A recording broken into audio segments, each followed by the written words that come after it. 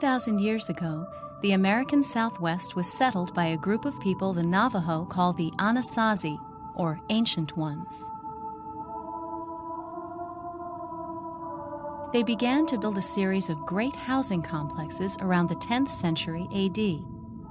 Hundreds of years later, Spanish settlers would stumble upon one of these abandoned desert cities and call it Pueblo Bonito.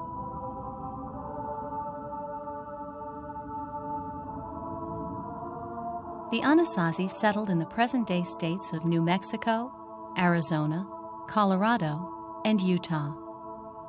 Their ruins show evidence of a people skilled as artisans, architects, builders, and astronomers.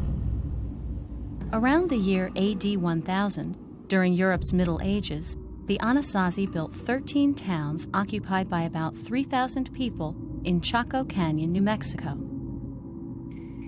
The most impressive town featured a 5-story apartment complex arranged in a semicircle with over 650 rooms. The complex was already uninhabited when the Spanish found it in the 16th century. They must have been impressed by what they saw to name it Pueblo Bonito, which means beautiful town. At the heart of Pueblo Bonito were these circular structures called kivas.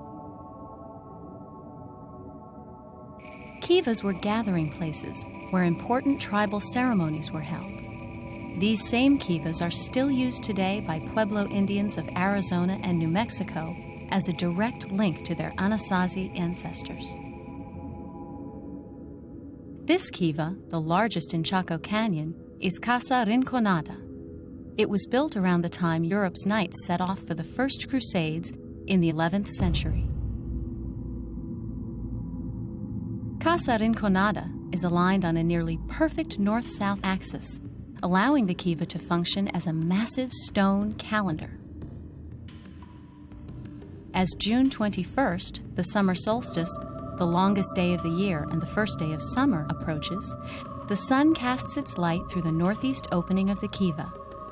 Each day, light moves down the western wall toward this large niche where the Anasazi would have made offerings to the sun, a dominant figure in their daily life and religion. The entire design of Pueblo Bonito suggests both reverence for the sun and a sophisticated understanding of astronomy. Without modern tools or even a compass, how could the Anasazi have aligned their buildings so perfectly? I think the Anasazi may have used shadow casting with a stick in order to determine true north. They first chose a shadow in the morning,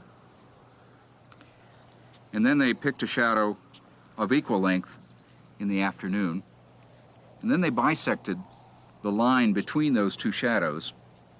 Then by drawing a line between the stick and this bisection point, they could find true north. So what inspired the Anasazi to become astronomers? If we think back to living in a place like this canyon, our whole survival depends on our ability to know the relationship between the stars, sun, and the things occurring on the earth. And so there have to be ways, reliable ways of keeping calendar, and that is done by watching the sun and watching the stars, as well as watching the earth. For the Anasazi, sky watching meant survival. The position of the sun told when to plant crops, expect dry seasons, and harvest corn and grain.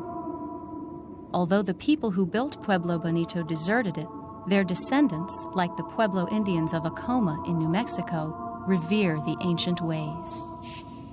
In the Pueblo language, there are no separate words for art, architecture, science, or religion. And nowhere is the unity of all these elements more evident than in the magnificent circular kivas.